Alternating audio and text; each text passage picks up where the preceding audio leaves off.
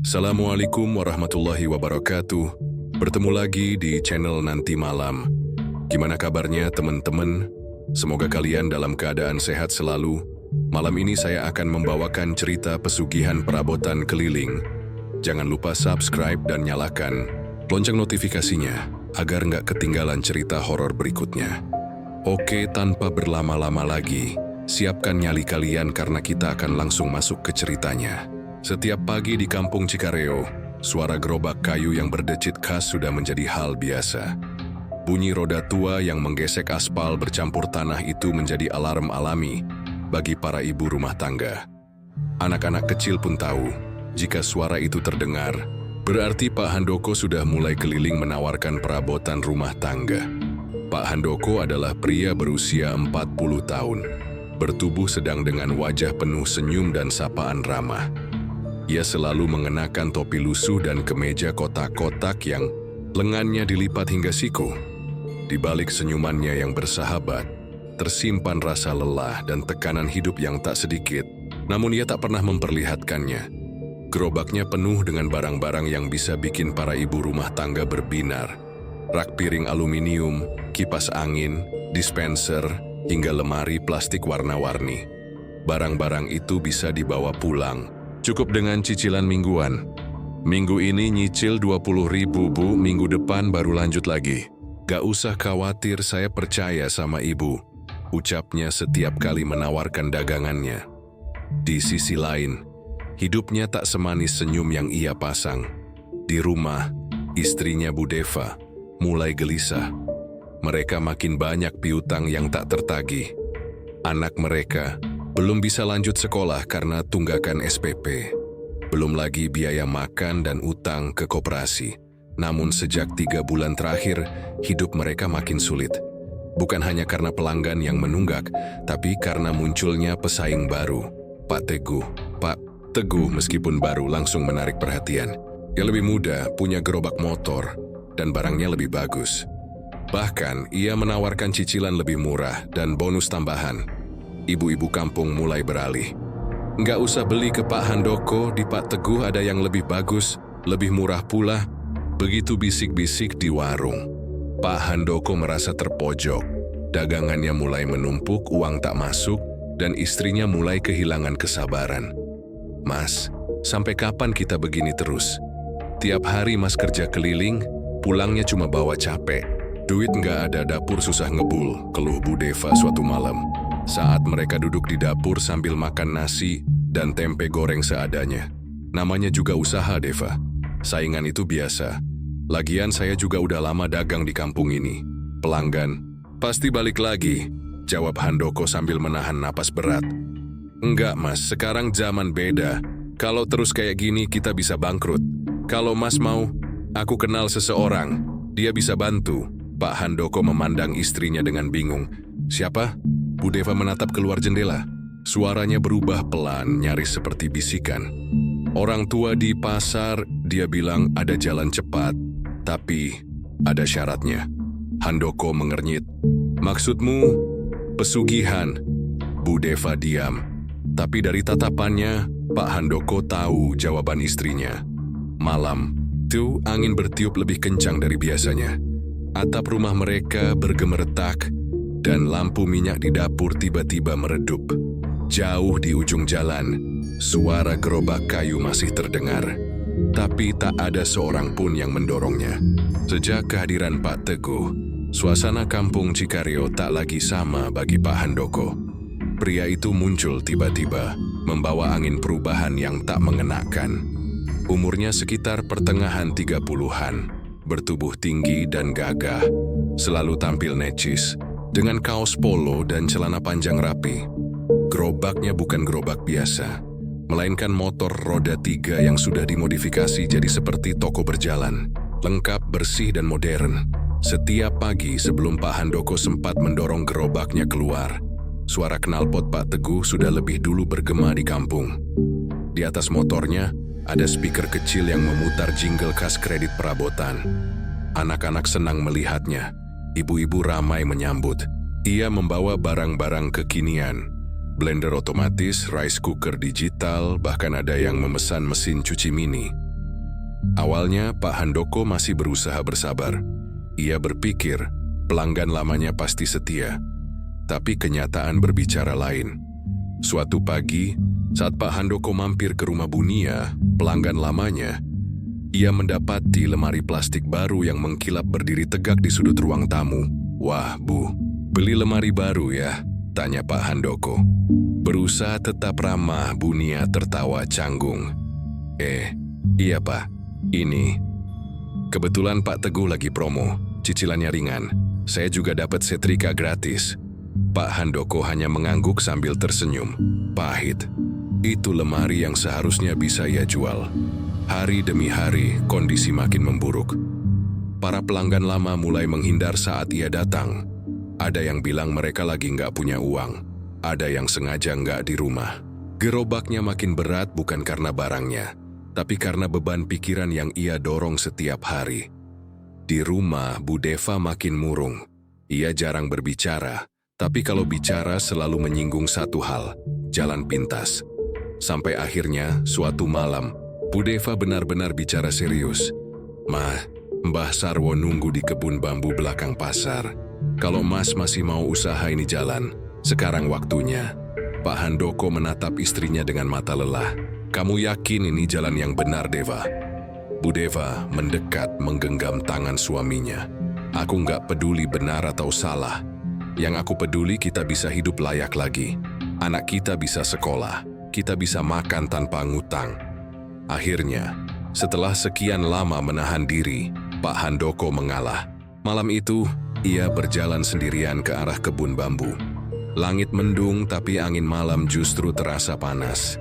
Di balik rimbun bambu, ia melihat sesosok tua berjubah hitam duduk bersila. Wajahnya tak sepenuhnya terlihat karena tertutup kain. Hanya tinau sayu yang tajam seperti menembus dada. "Namamu Handoko," kata lelaki itu tanpa ditanya. "Kau datang bukan untuk berdoa tapi untuk meminta, dan semua yang diminta harus dibayar." Pak Handoko diam. Ia gemetar tapi mulutnya memberanikan diri untuk bicara. "Saya hanya ingin usaha saya ramai lagi. Saya ingin istri dan anak saya bahagia." Mbah Sarwo tersenyum tipis, tapi senyuman itu membuat bulu kuduk Pak Handoko meremang. "Bisa," jawabnya singkat, "tapi harus ada tumbal. Satu orang yang jadi penghalang rezekimu." Pak Handoko menunduk. Dalam hatinya, ia tahu siapa yang dimaksud. Wajah Pak Teguh terlintas dalam pikirannya, seperti bayangan hitam yang tak bisa dihapus. Ia merasa bersalah, tapi juga terdorong oleh rasa putus asa. "Beri aku waktu," bisiknya Mbak Sarwo tak menjawab. Ia hanya memberikan satu benda kecil, seutas benang merah dan sebungkus abu hitam. "Campurkan ini di jalur tempat ia biasa lewat.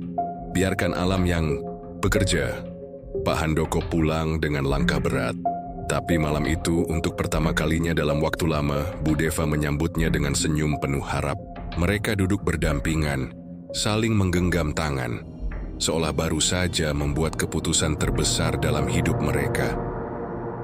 Dan di luar rumah, suara gerobak Pak Teguh masih terdengar, menggema di jalan-jalan kampung yang sunyi.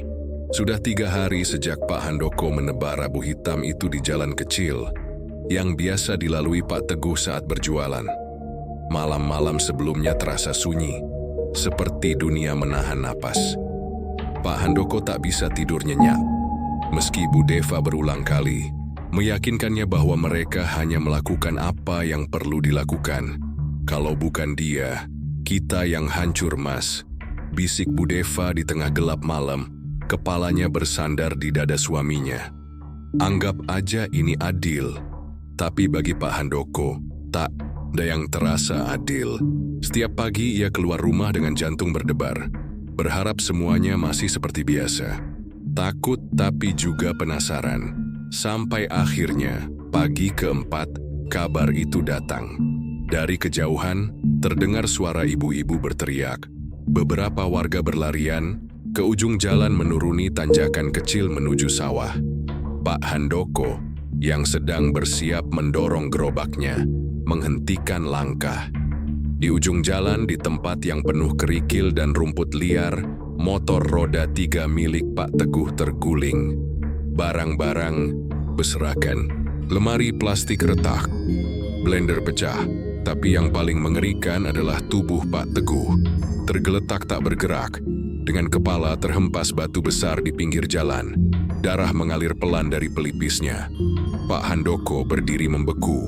Matanya membelalak, wajahnya pucat pasi. Suara di sekitarnya mengabur.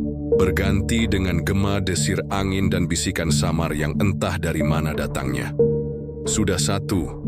Kematian Pak Teguh sontak membuat gempar. Polisi datang, warga ramai bercerita, dan spekulasi pun bertebaran.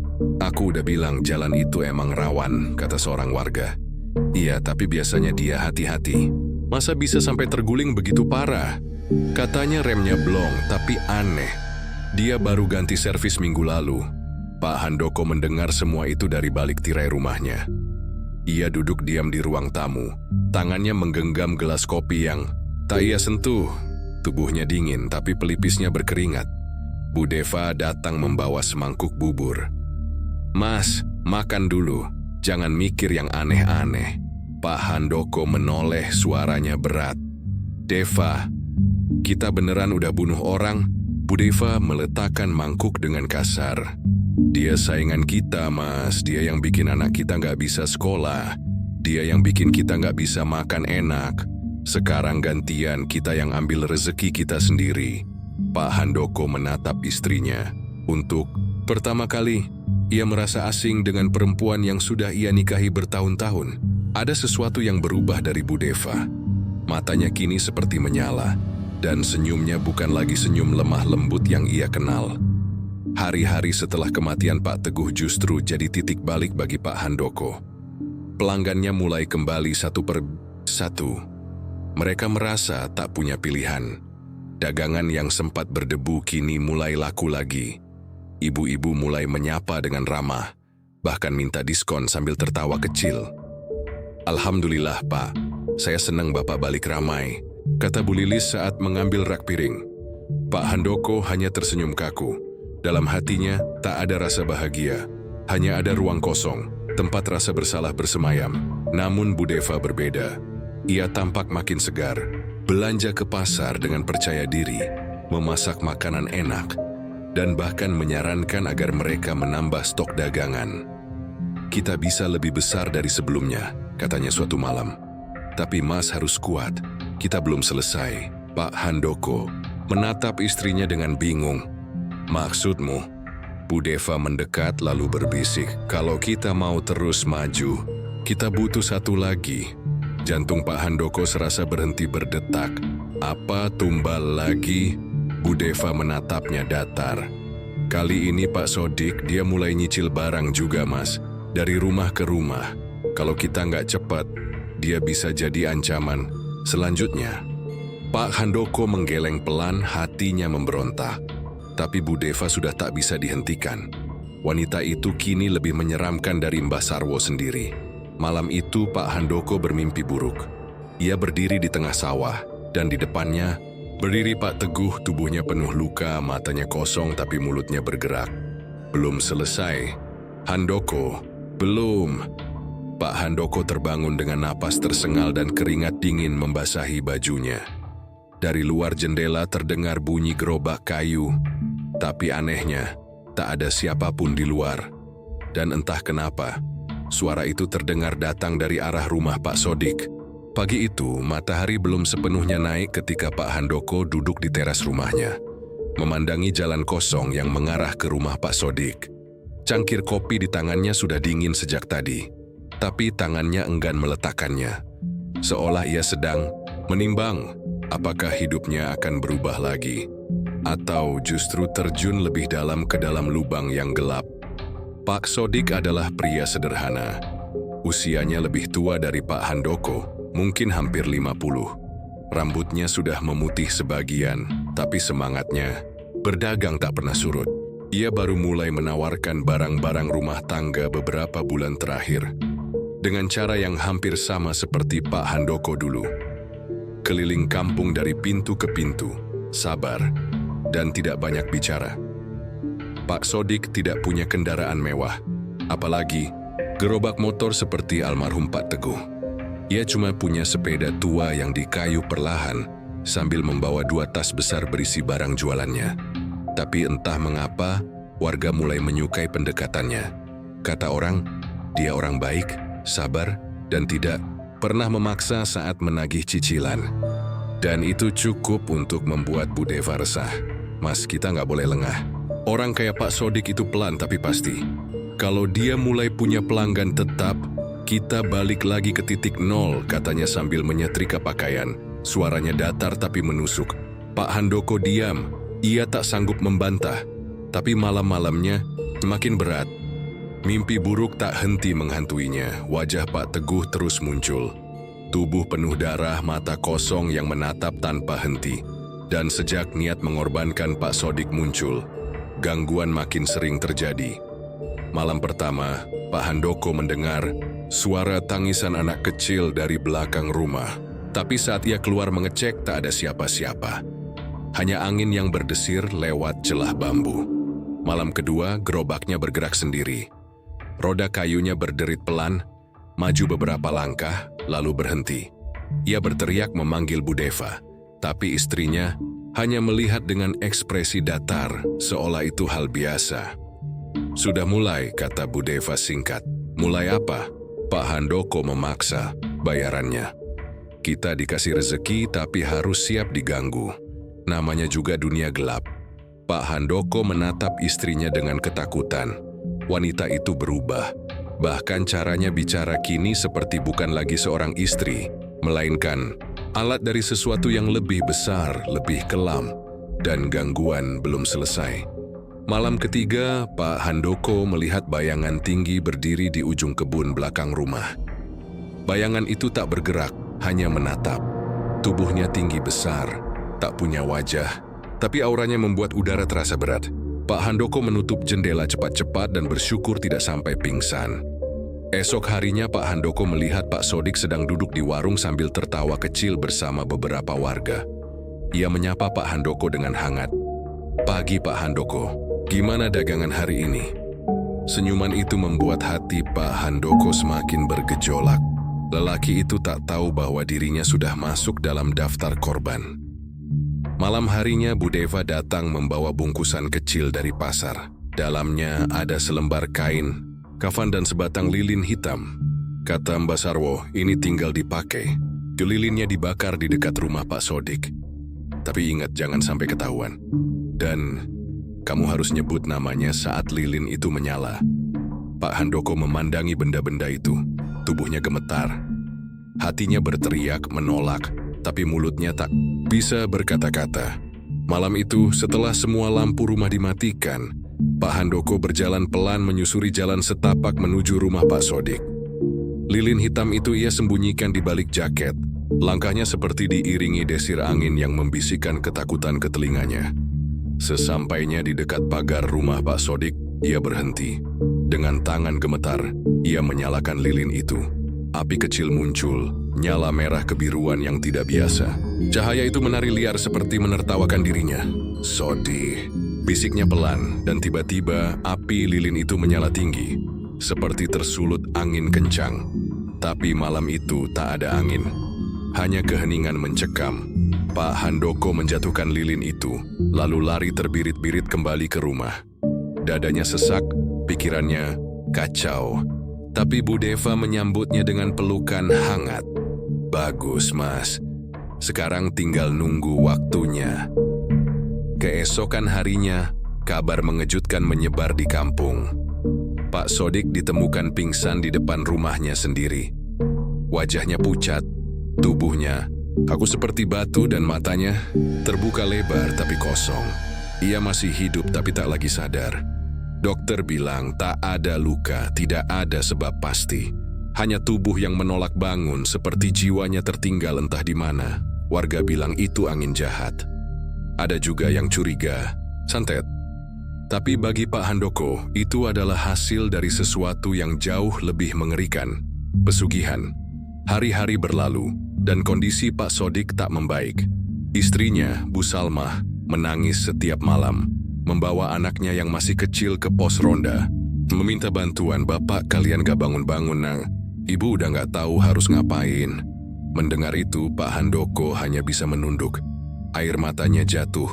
Tapi di sisi lain dagangannya laris manis. Rezeki deras mengalir, pelanggan bertambah. Tapi setiap rupiah terasa seperti noda di tangannya. Dan malam itu, untuk pertama kali sejak semua ini dimulai, Pak Handoko melihat cermin di ruang tamu, dan bayangannya tersenyum sendiri, sementara dirinya tidak. Hari-hari berjalan dengan cepat. Kampung Cikareo kini hampir terbelah menjadi dua dunia yang berbeda. Di satu sisi, ada mereka yang tidak tahu apa yang terjadi. Warga yang menjalani hari-hari dengan tenang, menjalani rutinitas mereka. Di sisi lain, ada Pak Handoko dan istrinya, Bu Deva, yang telah terjerat dalam dunia gelap yang tak bisa mereka lepaskan. Dunia yang penuh dengan uang, kesuksesan yang tampaknya tanpa batas, tapi juga diwarnai dengan rasa takut yang semakin dalam. Pak Handoko semakin sering menatap wajahnya di cermin, bukan karena ia ingin melihat dirinya, melainkan untuk memastikan apakah masih ada yang tersisa dari dirinya yang dulu.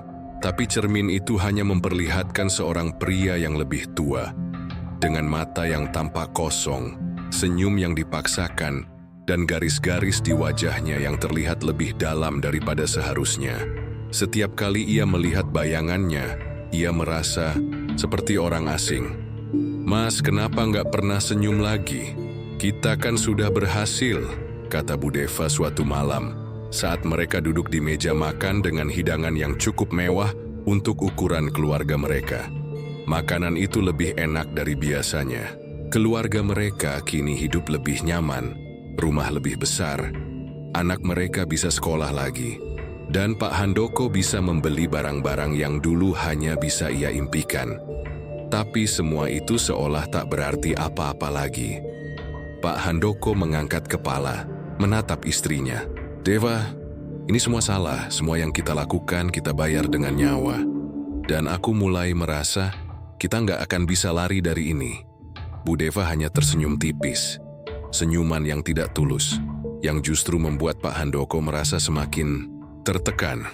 "Mas, jangan terlalu banyak mikir, kita sudah melewati semuanya. Ini bukan lagi tentang benar atau salah, ini tentang bertahan. Semua orang di luar sana nggak tahu kan? Mereka hanya lihat kita sukses, cukup itu saja." Pak Handoko terdiam. Ia merasa dirinya terjebak dalam kebohongan yang semakin membelenggu. Meskipun semuanya tampak baik-baik saja di luar, hatinya terasa semakin kosong. Ia merasa seperti boneka yang digerakkan oleh tangan yang tak terlihat, tidak tahu kemana arah hidupnya. Suara teror, suara langkah kaki di belakangnya, suara bisikan yang semakin sering terdengar, semuanya mulai mengganggu pikirannya. Seiring waktu, kampung itu semakin tak mengenali Pak Handoko. Bahkan warga mulai menghindar, meski mereka tak tahu apa yang terjadi di balik pintu rumah Pak Handoko dan Bu Deva. Mereka hanya tahu bahwa keberuntungan mereka kini lebih besar dari sebelumnya. Tapi semakin banyak uang yang mereka dapat, semakin banyak pula beban yang terasa. Ada sesuatu yang salah. Pak Handoko mulai mendengar cerita-cerita aneh dari orang-orang yang dulu dekat dengannya. Mereka yang pernah meminjam barang darinya, yang dulu dia bantu dengan cicilan ringan, kini bercerita tentang keganjilan yang terjadi setelah mereka berurusan dengan Pak Handoko. Beberapa di antaranya mengaku merasa ada sesuatu yang mengikutinya. Ada bayangan gelap yang datang pada malam hari. Beberapa bahkan mengaku merasa tubuh mereka semakin lemas, seolah-olah nyawa mereka terambil sedikit demi sedikit. Pak Handoko itu beda. Barang-barangnya bisa bikin kita kaya, tapi kok rasanya ada yang aneh ya? Kata seorang ibu di warung kopi, berbicara dengan suara pelan seolah takut ada yang mendengar. Pak Handoko mendengar itu, dan meskipun ia tahu bahwa banyak orang yang telah tergoda oleh keberuntungan palsu, hatinya tetap tertekan. Ia tahu betul bahwa ini adalah akibat dari apa yang telah ia lakukan, tapi ia juga tak bisa berhenti. Di balik mata Bu Deva yang semakin mengilap, ia merasa ada kekuatan yang lebih besar lebih gelap, yang menggerakkan mereka. Puncaknya datang pada suatu malam ketika Pak Handoko berjalan sendirian di jalanan sepi menuju rumah. Tiba-tiba ia merasa ada yang mengikuti. Langkah-langkah berat terdengar di belakangnya, semakin dekat, semakin mendekat. Pak Handoko menoleh, tapi tak ada siapa-siapa. Hanya gelap malam yang mengelilinginya.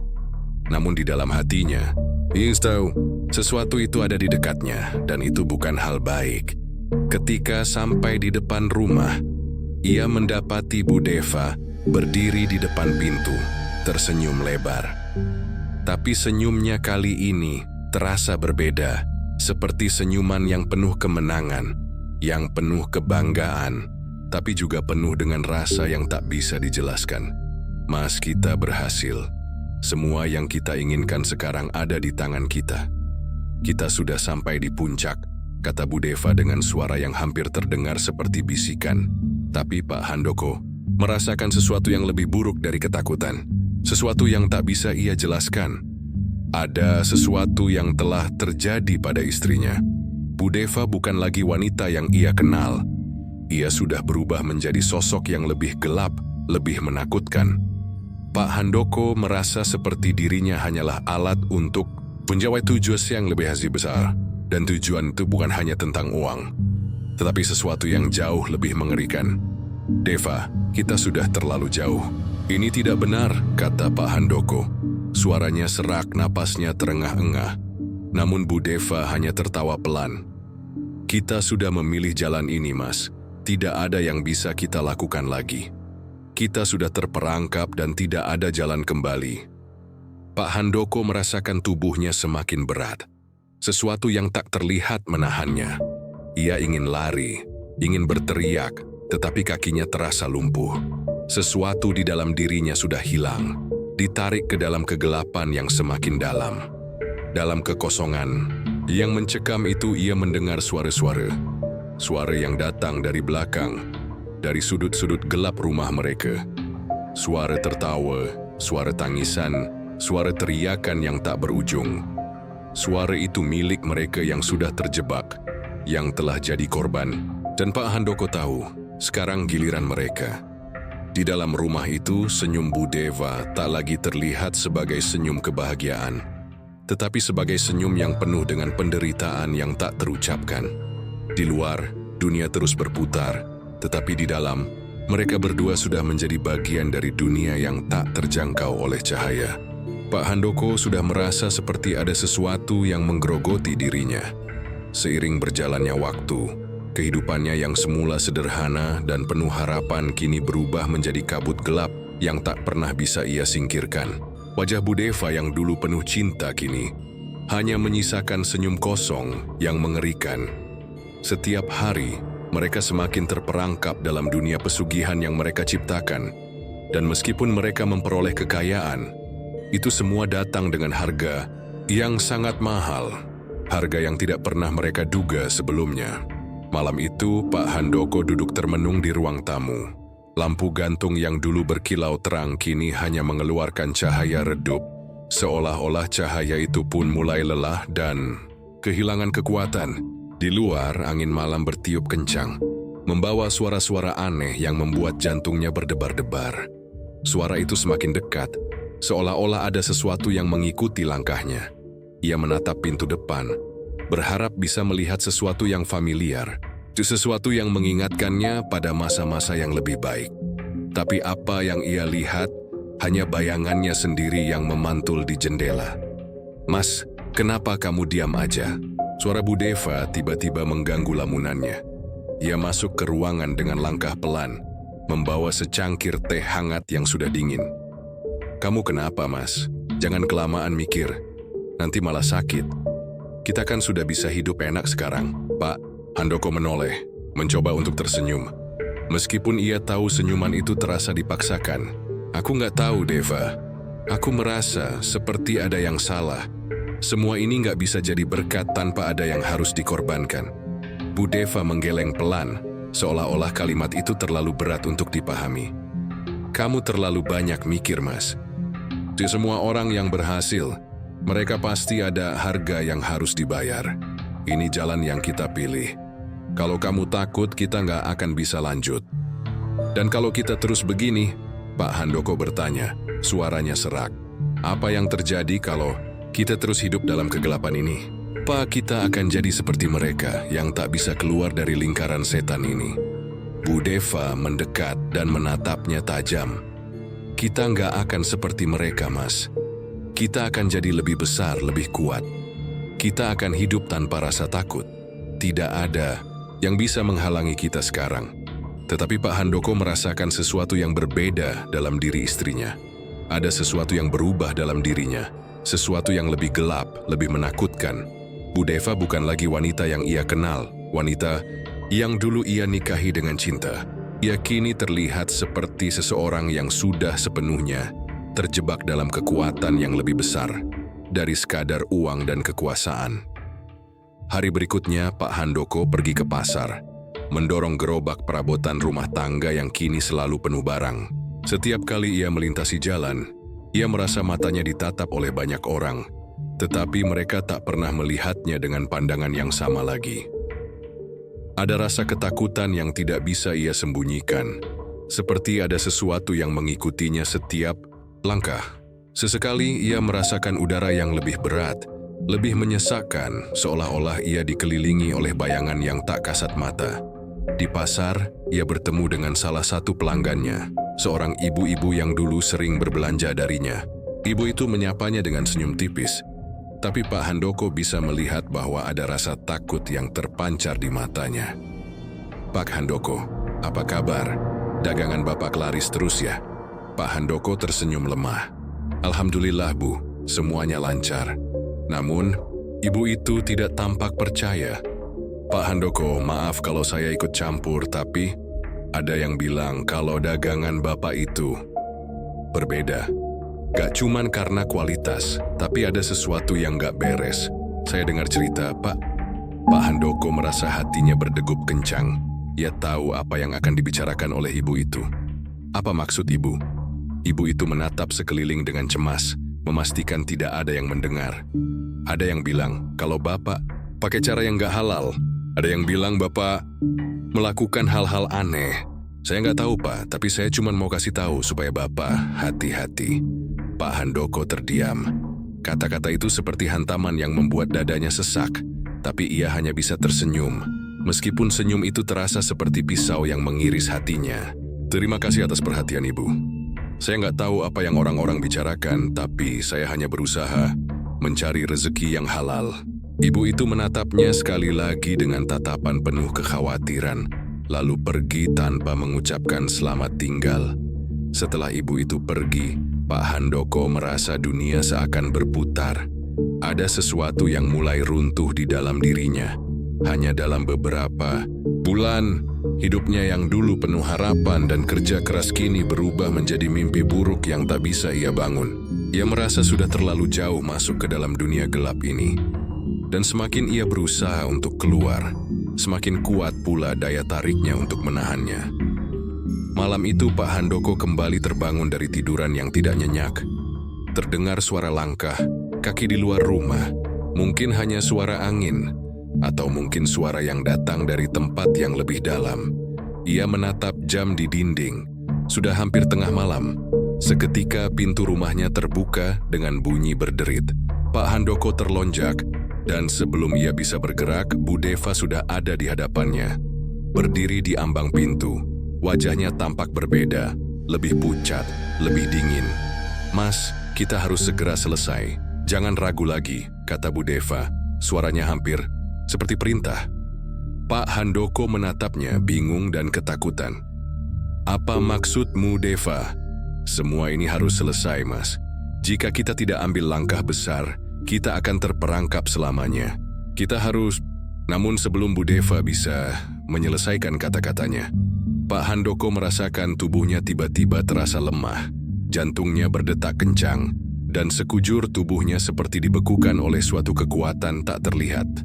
Sesuatu yang mengendalikan dirinya yang tidak bisa ia lawan. Wajah Bu Deva semakin mendekat. Tangan Bu Deva yang dingin menyentuh pipinya. Mas, kita sudah sampai di sini. Kita nggak bisa mundur lagi. Pak Handoko merasakan hatinya hancur. Ia ingin melarikan diri, tetapi ia tahu ia sudah terlalu dalam terperangkap dalam dunia yang tak bisa ia lewati. Begitu banyak yang hilang, begitu banyak yang telah mereka korbankan, dan sekarang ia tak bisa membebaskan dirinya lagi. Malam itu terasa lebih sunyi dari biasanya. Jalanan di sekitar rumah Pak Handoko seolah-olah hilang dalam kegelapan yang menyelimuti. Tidak ada suara burung, tidak ada angin yang berdesir. Hanya kesunyian yang terasa begitu menekan. Pak Handoko duduk di ruang tamu, matanya kosong. Tidak bisa berhenti memikirkan segala yang telah terjadi. Ia tahu dirinya telah jauh tersesat, melangkah begitu dalam ke dalam dunia gelap yang tak akan pernah bisa ia tinggalkan. Semakin lama, semakin ia merasa bahwa setiap detik yang berlalu adalah beban yang semakin berat. Keberuntungan yang ia raih, kesuksesan yang ia rasakan, semua itu terasa seperti mimpi buruk yang semakin menghantuinya. Hari demi hari, ia semakin merasa bahwa ada yang tidak beres. Semua yang ia lihat, semuanya terasa terdistorsi, seperti ia sedang hidup di dunia yang tidak nyata. Pak Handoko teringat akan kata-kata yang diucapkan Bu Deva beberapa waktu lalu. Kita tidak bisa mundur, Mas. Semua ini harus selesai. Kata-kata itu terus terngiang di telinganya, seperti mantra yang membuatnya semakin terperangkap dalam siklus yang tidak pernah berakhir. Terkadang ia merasa Bu Deva bukan lagi istrinya. Wanita itu sudah berubah menjadi sesuatu yang lebih menyeramkan, lebih dingin, dan lebih sulit untuk dikenali.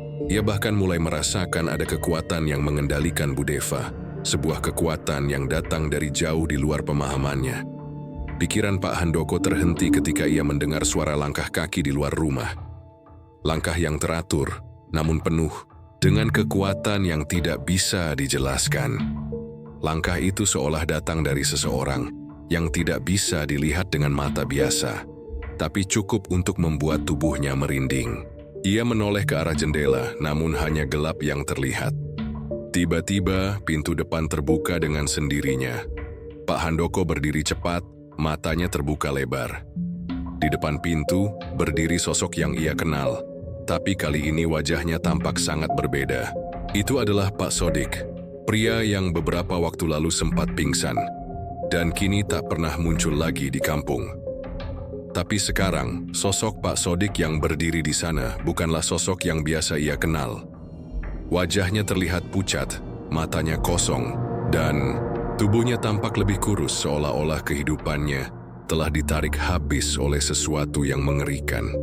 Pak Handoko, suara Pak Sodik terdengar serak, seolah berasal dari kedalaman yang jauh. Kamu sudah melangkah terlalu jauh. Dunia ini bukan milik kita lagi, dunia ini milik mereka. Pak Handoko terdiam. Ia merasakan jantungnya berdebar begitu keras. Darahnya seperti berhenti mengalir. Ia tahu ini bukan mimpi. Pak Sodik yang berdiri di depannya bukan lagi manusia yang ia kenal. Ada sesuatu yang lebih kelam yang menguasai sosok itu. Sebuah kekuatan yang tak bisa dipahami oleh akal sehat. Pak Handoko membuka mulut, namun kata-kata tak bisa keluar. Hanya rasa takut yang memenuhi dirinya. Pak Sodik melangkah maju, mendekati Pak Handoko dengan langkah lambat. Namun setiap langkahnya terasa seperti beban berat yang semakin mendekatkan kehancuran. Kamu tahu, bukan, apa yang terjadi pada kita? Semua, kita terjebak, Pak Handoko. Kita semua terjebak dalam janji-janji yang tidak pernah bisa dipenuhi. Pak Handoko mundur selangkah, merasakan dingin yang mencekam tubuhnya. Apa yang kamu maksud, Pak Sodik? Kamu siapa sekarang, Pak? Sodik tersenyum tipis, senyum yang tidak menyentuh matanya. Aku sudah tidak ada, aku sudah lama mati. Gue hanyalah station dari mereka sekarang. Aku adalah korban pertama. Tapi kamu, Pak Handoko, kamu adalah yang kedua. Pak Handoko merasa tubuhnya semakin lemas. Wajah Pak Sodik semakin kabur, seolah tubuhnya sedang menghilang. Mereka, tanya Pak Handoko dengan suara gemetar. Siapa mereka? Pak Sodik mengangkat tangannya yang pucat dan menunjuk ke arah ruang tamu. Mereka yang menunggu di sana.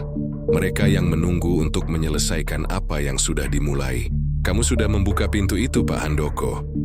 Dan pintu itu tidak akan pernah bisa ditutup lagi.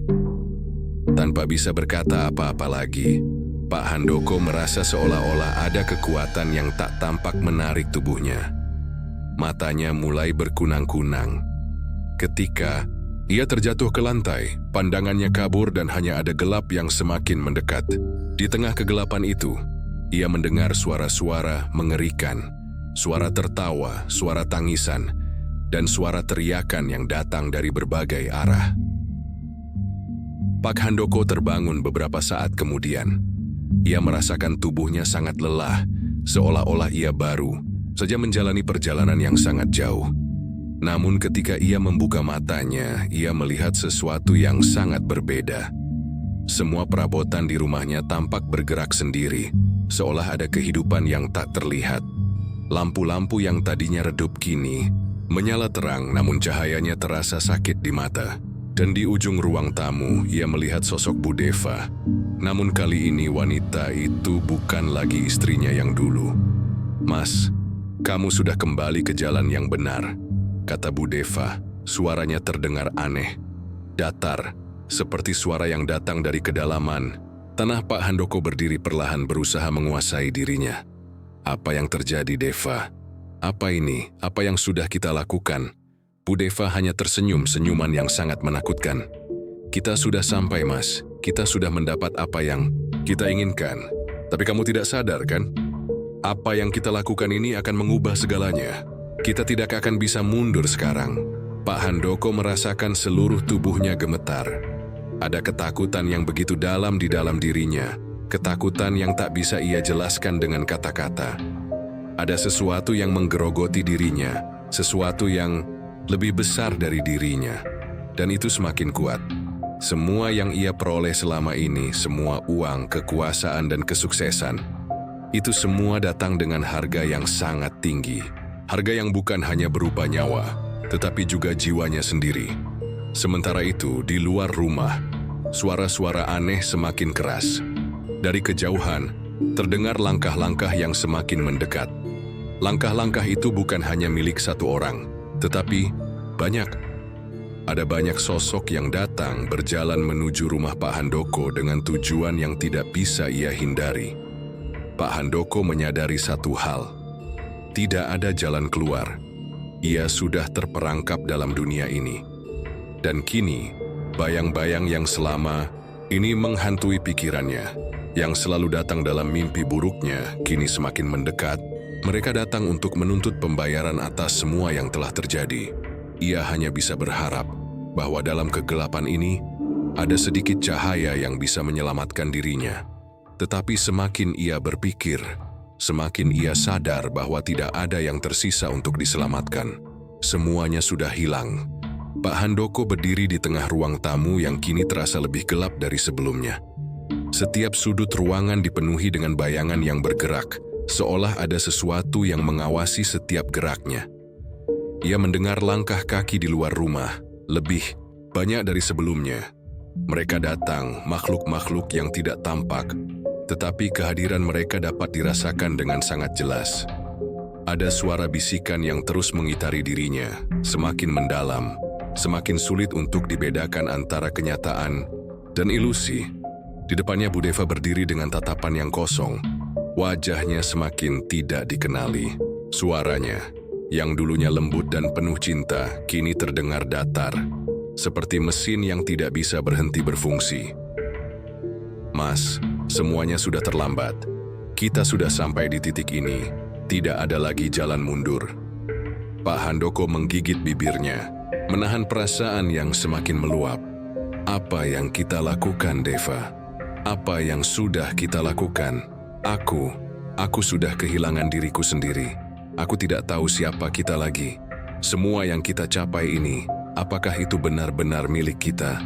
Bu Dewa tersenyum tipis. Senyuman itu terasa mengerikan, seolah-olah ia bukan lagi manusia yang sama. "Kita sudah mendapatkan apa yang kita inginkan, Mas. Kita sudah meraih kekayaan dan kekuasaan.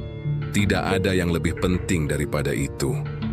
Ia melangkah mendekat, Tangannya terulur, seolah ingin menyentuh wajah suaminya. Tetapi Pak Handoko mundur beberapa langkah, terkejut dengan perubahan besar yang terjadi pada istrinya. "Tidak, Deva," kata Pak Handoko dengan suara yang pecah. "Aku ingin berhenti. Aku ingin keluar dari semua ini. Aku sudah tidak tahan lagi. Ini terlalu berat untuk ditanggung. Kita sudah terjerat dalam sesuatu yang jauh lebih besar dari sekadar kekayaan. Aku merasa seperti hantu yang berjalan, terjebak di antara dua dunia." Bu Deva hanya diam, matanya yang kosong menatap Pak Handoko dengan pandangan yang tak bernyawa. "Kamu tidak bisa keluar, Mas. Kamu tidak bisa melarikan diri. Kita sudah menjadi bagian dari mereka sekarang. Kami sudah terikat pada janji itu. Jika kamu mencoba untuk melarikan diri, itu akan berakhir lebih buruk." Kata-kata Bu Deva seperti cambuk yang menyentuh hati Pak Handoko. Ia tahu bahwa istrinya benar. Mereka sudah terlalu jauh terjerumus. Tidak ada lagi yang bisa mereka lakukan untuk mundur.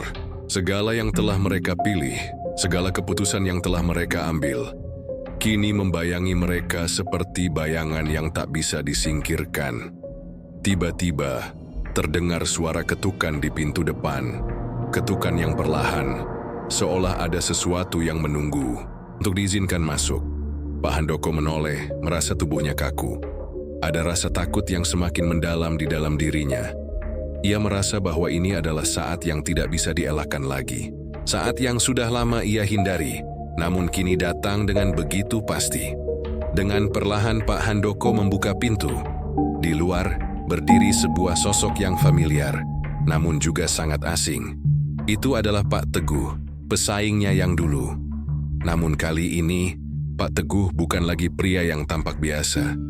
Wajahnya tampak lebih tua, lebih letih, dan matanya seperti kosong, seperti telah kehilangan segala sesuatu yang membuatnya hidup. "Pak Handoko." Suara Pak Teguh terdengar serak, seperti berasal dari dalam tanah. "Kamu sudah sampai di sini ya, kita sudah mencapai titik ini." Pak Handoko merasa tubuhnya semakin lemas. "Pak Teguh, apa yang terjadi denganmu?" tanyanya dengan suara yang hampir tak terdengar. Pak Teguh menatapnya dengan tatapan kosong. "Aku sudah kehilangan semuanya, Handoko. Aku dulu berpikir kita bisa mengontrol semuanya. Aku dulu merasa kuat, merasa bisa mengalahkan semua orang. Tapi lihatlah sekarang. Aku sudah jadi salah satu dari mereka. Sama seperti kamu, Mas." Pak Handoko merasa hatinya tersentak. Ia tidak bisa lagi menghindari kenyataan ini. "Mereka yang kau maksud?" tanya Pak Handoko, meskipun ia sudah tahu jawabannya. Pak Teguh mengangguk perlahan. "Mereka yang ada di balik semuanya. Mereka yang memberi kita apa yang kita inginkan. Tetapi mereka juga mengambil lebih banyak dari kita. Mereka bukan manusia, bukan juga iblis. Mereka adalah sesuatu yang lebih kuat, sesuatu yang tidak bisa kita lawan. Mereka sudah lama menguasai. Kita hanya tidak pernah sadar." Suasana di ruangan itu semakin mencekam. Pak Handoko merasakan kegelapan semakin mendalam, seolah menyelimuti dirinya dan seluruh isi rumah. Ia melihat bayangan yang bergerak cepat di sudut mata, mendengar bisikan yang semakin keras, dan merasa udara di sekitarnya semakin berat. Dunia ini tidak lagi seperti dulu. Dunia ini telah berubah menjadi labirin yang tidak bisa keluar. Pak Teguh melangkah masuk ke dalam rumah, berjalan perlahan menuju ruang tamu. "Sudah terlalu banyak yang dikorbankan, Pak Handoko. Kita semua sudah terlambat. Mereka akan datang untuk mengambil apa yang menjadi hak mereka. Kita tidak bisa menghindar." Pak Handoko mencoba untuk berbicara, tetapi kata-katanya tersangkut di tenggorokannya.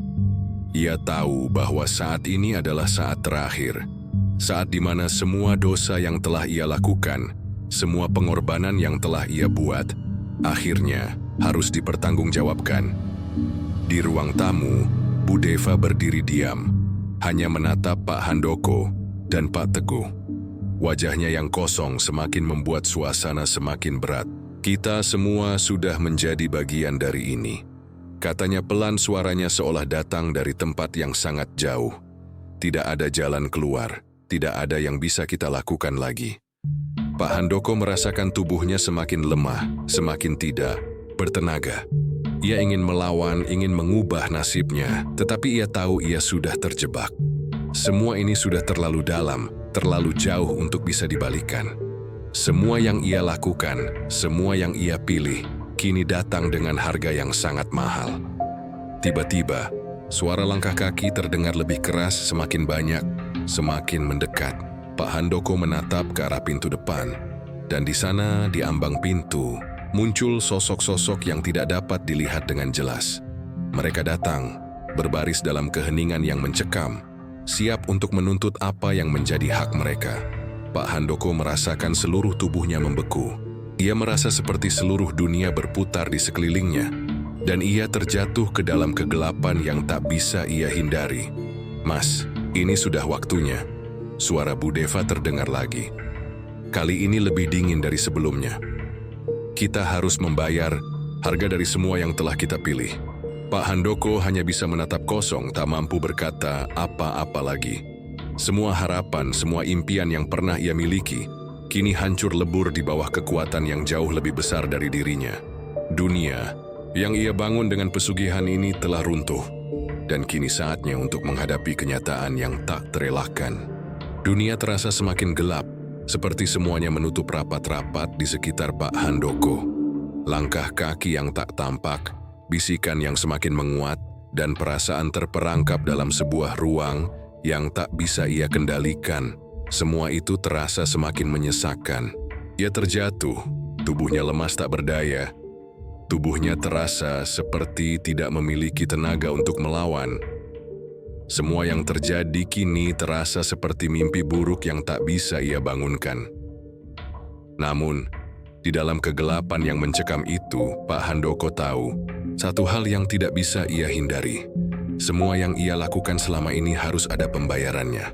Pak Handoko merasa udara di sekitarnya semakin berat. Setiap detik yang berlalu terasa seperti beban yang lebih berat, dan jantungnya berdegup kencang. Ia melihat Bu Deva berdiri di depannya dengan tatapan yang penuh kekosongan. Tidak ada lagi kelembutan, tidak ada lagi cinta di matanya. Wanita itu kini hanya tampak seperti bayangan, seperti hantu yang ikut terperangkap dalam dunia gelap yang sama. Ia merasa kehilangan sesuatu yang sangat berharga, sesuatu yang tak bisa ia kembalikan lagi. "Mas," suara Bu Deva terdengar pelan, namun setiap kata terasa menusuk. "Kita sudah memilih jalan ini, dan kita sudah sampai di akhir perjalanan. Kamu sudah terjebak seperti aku, seperti kita semua." Pak Handoko menatap istrinya, mencari sedikit harapan, sedikit penghiburan, tetapi ia hanya menemukan kekosongan. Bu Deva bukan lagi wanita yang ia nikahi bertahun-tahun yang lalu. Bu Deva yang kini berdiri di hadapannya adalah sosok yang tidak bisa dikenali lagi. Ia adalah bagian dari sistem yang lebih besar, yang telah membawa mereka ke dalam dunia ini, dunia yang penuh dengan darah dan pengorbanan. Tiba-tiba, di balik bayang-bayang yang mengisi ruang tamu, terdengar suara langkah kaki yang semakin mendekat. Sepertinya semakin banyak makhluk yang datang, semakin banyak suara yang tidak bisa dicerna oleh akal sehat. Langkah-langkah itu terdengar berat, seperti langkah kaki yang datang dari tempat yang jauh dan misterius, dari dunia yang berbeda. Mereka datang semakin dekat. Di depan pintu berdiri sosok-sosok yang menakutkan. Mereka mengenakan jubah gelap. Wajah mereka tersembunyi dalam kegelapan. Hanya mata mereka yang tampak menyala.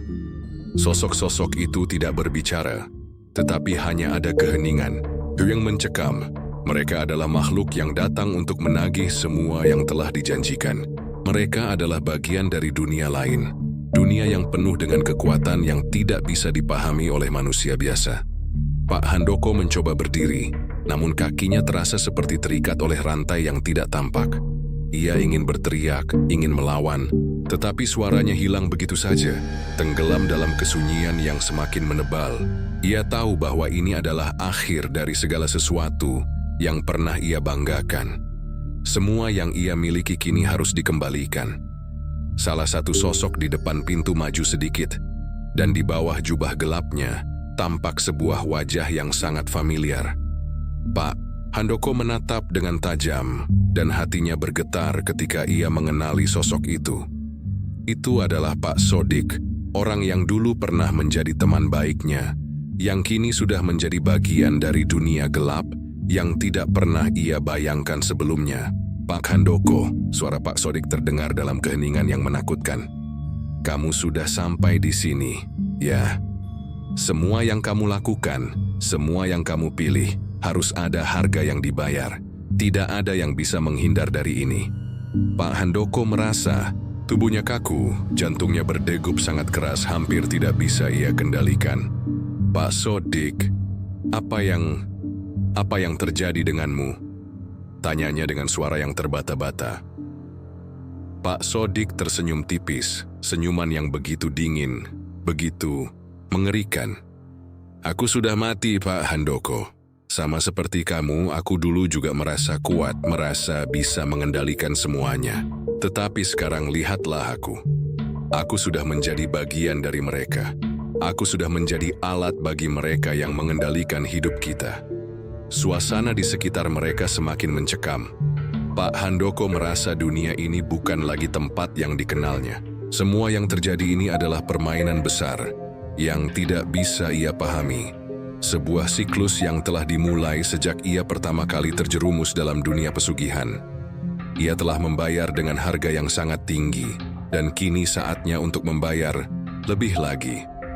Di sebelahnya, Bu Deva berdiri diam, tidak bergerak. Wajahnya terlihat lebih pucat, lebih kosong. Ada sesuatu yang sangat kelam di dalam matanya, sesuatu yang mengerikan. Dan Pak Handoko tahu bahwa ia bukan lagi pasangan hidupnya. Bu Deva telah menjadi bagian dari sesuatu yang lebih besar, lebih kuat dan lebih gelap dari apapun yang bisa ia bayangkan. Pak Sodik melangkah lebih dekat dan wajahnya semakin terlihat jelas. Pak Handoko merasa tubuhnya semakin lemah, semakin tidak berdaya. Kamu tahu bukan? Tidak ada yang bisa kita lakukan sekarang. Kita semua sudah menjadi bagian dari mereka. Kita sudah terperangkap dalam janji yang tak bisa dipenuhi. Kita sudah dibutakan oleh kekuatan yang lebih besar dari kita. Pak Handoko merasa terhimpit oleh kekuatan yang tak tampak. Dunia ini semakin berputar di sekelilingnya, dan ia tidak tahu lagi mana yang nyata dan mana yang hanya bayangan. Namun, satu hal yang ia sadari adalah bahwa ia sudah tidak bisa melarikan diri. Ia sudah berada di titik yang tak bisa dihindari. Semua jalan telah tertutup. Tidak ada lagi yang bisa ia lakukan. Pak Handoko, suara Bu Deva terdengar kembali. Kali ini lebih keras, lebih dingin. Kita sudah terikat pada janji ini. Kita sudah terperangkap dalam dunia ini, dan kita tidak bisa keluar. Semua yang kita pilih, semua yang kita inginkan, kini datang dengan harga yang harus dibayar. Pak Handoko terjatuh lagi, merasa tubuhnya semakin kehilangan kekuatan. Ia ingin menangis, ingin meronta, tetapi tidak ada yang bisa ia lakukan. Semuanya sudah terlambat. Semua yang telah ia pilih, semua yang telah ia lakukan, kini berbalik menjadi bumerang yang menghancurkan dirinya. Kegelapan semakin mendalam. Dan akhirnya ketika segala sesuatu terasa begitu menyesakan, Pak Handoko merasakan adanya tangan yang mengulurkan diri kepadanya. Ia menoleh, dan di hadapannya tampak sosok yang sangat familiar, Pak Teguh, pesaingnya yang dulu. Tapi kali ini Pak Teguh bukan lagi sosok yang tampak kuat. Wajahnya hancur, tubuhnya terhuyung-huyung. Pak Handoko, ini saatnya, kata Pak Teguh dengan suara yang sangat lemah. Kita tidak bisa kembali. Kita hanya bisa menghadapi apa yang telah kita buat. Pak Handoko menatapnya dengan kosong, dan akhirnya ia menyerah. Ia tahu bahwa ini adalah akhir dari perjalanan hidupnya. Ia telah memilih jalannya sendiri, dan kini saatnya untuk membayar harga atas segala pilihan yang telah dibuat. Dunia yang dulu tampak penuh dengan harapan kini berubah menjadi kegelapan yang mencekam. Dan Pak Handoko tahu bahwa tidak ada lagi tempat untuk melarikan diri. Semuanya telah berakhir, tamat. Terima kasih buat teman-teman yang sudah mendengarkan ceritanya. Jangan lupa tinggalkan pesan dari cerita tersebut di kolom komentar. Semoga kalian sehat selalu dan lancar rezeki. Saya pamit undur diri. Wassalamualaikum warahmatullahi wabarakatuh.